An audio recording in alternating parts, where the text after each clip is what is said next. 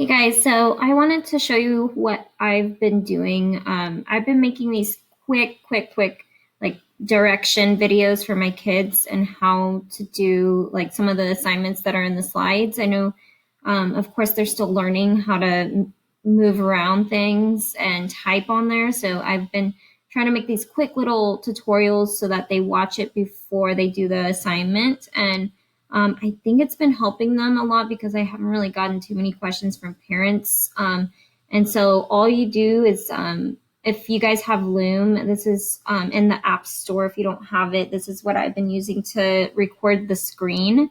And then I just record what I want to say to the kids. And then once it's done, it'll lead you straight to this part here.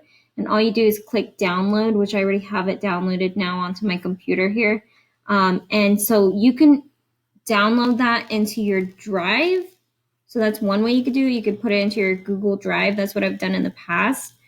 Or you can put it into YouTube, but that's totally up to you. I could show you how to do the Drive though here. So I go to the Drive, and then I'm in my Drive. So I'm just going to click New and File Upload. And I'm just going to click on the video. And it's uploading. So then it's going to upload into my Drive. And then all I need to do is make an assignment, and I'm just going to find it in my Drive and upload it into the assignment so that they see it on the Google Classroom assignment, if that makes sense. So that's one way I've been doing it. But sometimes I see some families run into the issue where they can't open up the video on their side for some reason. It might be just the sharing thing that you have to change from your Drive once it's uploaded.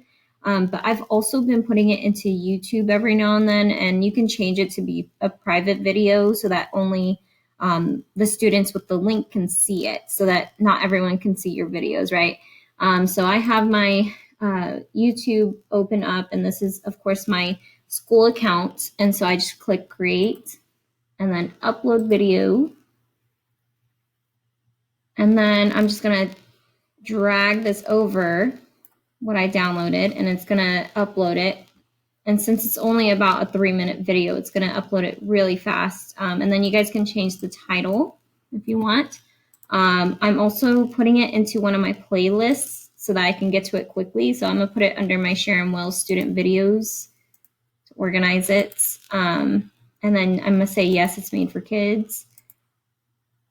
Like if there's ever any ads, I don't know how the ads work, but I don't want anything to show up that they shouldn't be looking at. And then next. And I'm going to change it to public.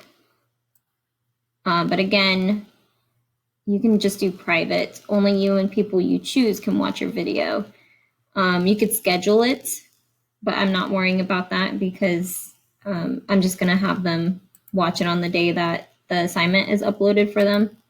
I'm going to go back, and now I'm able to choose a thumbnail once it loads. Okay, so I could change it to whichever one I want. I'm going to just go ahead and just, I'll do this one. It doesn't really matter.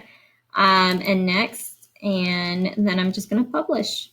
And that's it. And then all I do is I take the link and I go to my classroom, and I'm going to make an assignment, create, and I'm going to add it, a YouTube, and paste. And then now I have it uploaded there. And then I'm gonna also upload the student practice that they're gonna be doing. So I'm gonna tell them, watch the video, it's only 2 minutes, and then do the assignment. So if there's ever any questions, I'll tell them, go watch the video. I did explain it there.